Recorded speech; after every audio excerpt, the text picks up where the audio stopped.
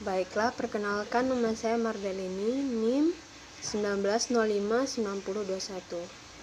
Pada kesempatan kali ini saya akan menjelaskan materi yaitu tentang bentuk dasar komunikasi dan proses komunikasi. Pertama, bentuk dasar komunikasi. Bentuk dasar komunikasi.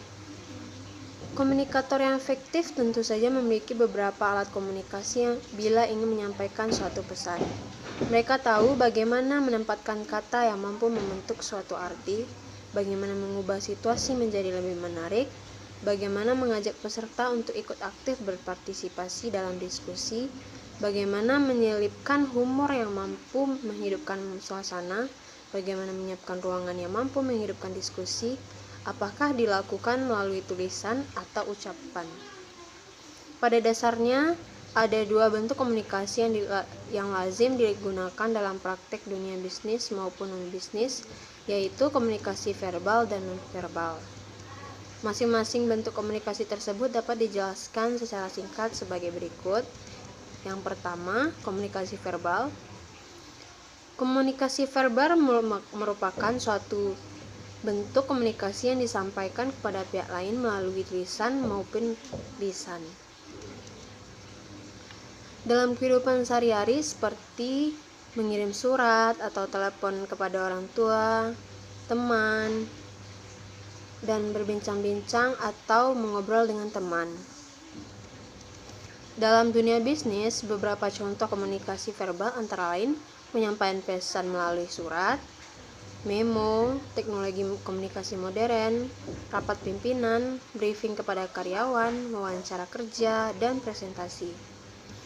Penyampaian pesan lewat tulisan maupun lisan tentu memiliki suatu harapan bahwa seseorang dapat membaca atau mendengar apa yang akan kita katakan. Kedua, komunikasi nonverbal. Bentuk komunikasi yang paling mendasar dalam komunikasi bisnis adalah komunikasi nonverbal. Menurut teori antropologi, sebelum manusia menggunakan kata-kata, mereka telah menggunakan gerakan-gerakan tubuh, bahasa isyarat sebagai alat untuk berkomunikasi dengan orang lain. Materi selanjutnya yaitu proses komunikasi. Apabila diperhatikan, seseorang yang sedang berbicara, menulis, mendengarkan, atau membaca, maka kegiatan komunikasi yang mereka lakukan adalah lebih dari satu tindakan. Sebagai suatu proses, komunikasi mempunyai persamaan dengan bagaimana seseorang mengekspresikan perasaan, hal-hal yang berlawanan, yang sama atau selaras serasi, menulis, mendengarkan, dan pertukaran. Menurut Courtland L. Buffy and John Fitchell, ada 5 tahapan dalam proses komunikasi antara lain 1. Pengirim mempunyai suatu ide, di mana ide dapat diperoleh dari berbagai sumber yang terbentang luas di hadapan kita. Dunia ini penuh dengan berbagai macam informasi yang dapat dilihat, didengar, dicium, maupun hal-hal yang dapat diraba. Kedua, mengubah ide menjadi suatu pesan.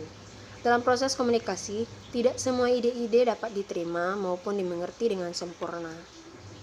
Ketiga, pemindahan pesan, di mana setelah pengubahan ide-ide dalam suatu pesan, maka tahap berikutnya adalah memindahkan atau menyampaikan pesan melalui berbagai saluran yang ada kepada si penerima pesan. Keempat, penerima menerima suatu pesan.